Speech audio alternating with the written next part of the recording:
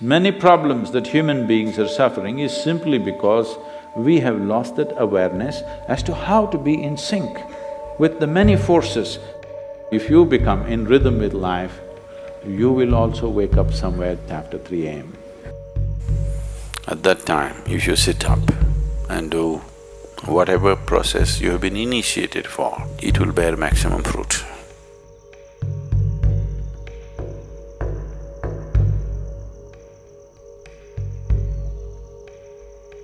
In the way the planet is spinning and what is happening, something very fundamental changes somewhere between 3:20 to 3:40.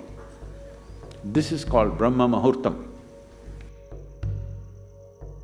This is relevant only up to 33 degrees latitude. Your system, human system, functions in a certain way. It is a possibility. So, there has been an awareness about making use of this possibility.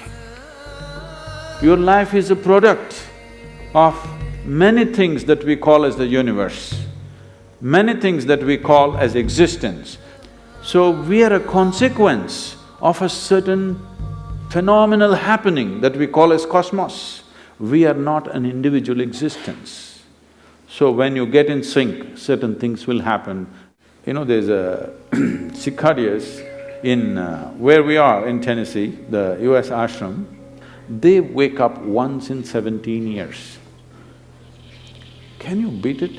They know it is 17 years and they come awake and they breathe and they go back to sleep. They're keeping time once in 17 years, no alarm bell anywhere. Well, how is this? I'm saying they're in sync with nature.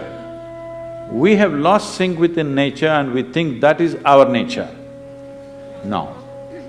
All the many ailments, many problems that human beings are suffering is simply because we have lost that awareness as to how to be in sync with the many forces which are making us who we are. So yoga is to bring that sync so that you are in rhythm with life. If you become in rhythm with life, you will also wake up somewhere just after 3 a.m. If you're conscious, suddenly a certain spark of aliveness will happen within you. Even if you're in deep sleep, you will come awake. This must happen to you. This means you're falling in sync with it. You're falling in sync with life. So what should I do? Should I meditate? Should I do a kriya? Doesn't matter what. You must do a process for which you have been initiated for.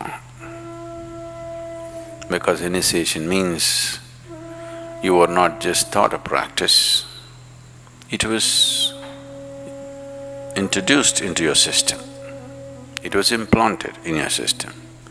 So whatever, if there is a life seed within you, if you're awake at Brahma Muhurtam and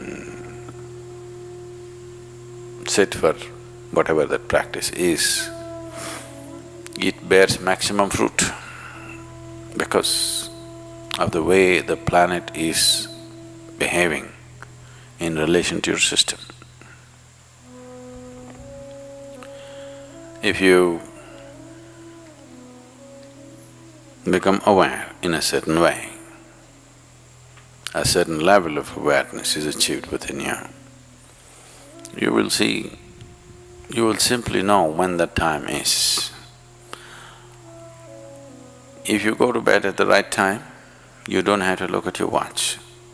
You will always know when it is 3:40 because the body will behave in a different way.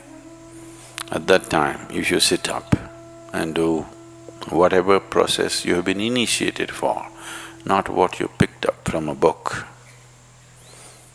it will bear maximum fruit. The seed will get the necessary support at that time for it to sprout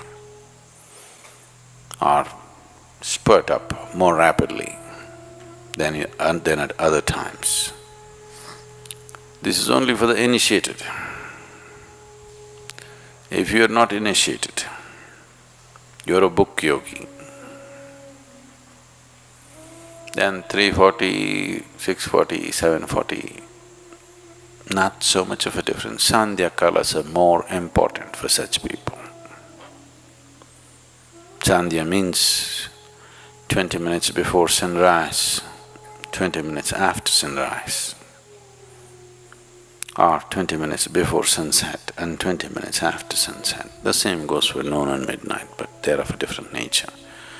So these two twilights are better for the uninitiated. 340 is good for those who've been powerfully initiated.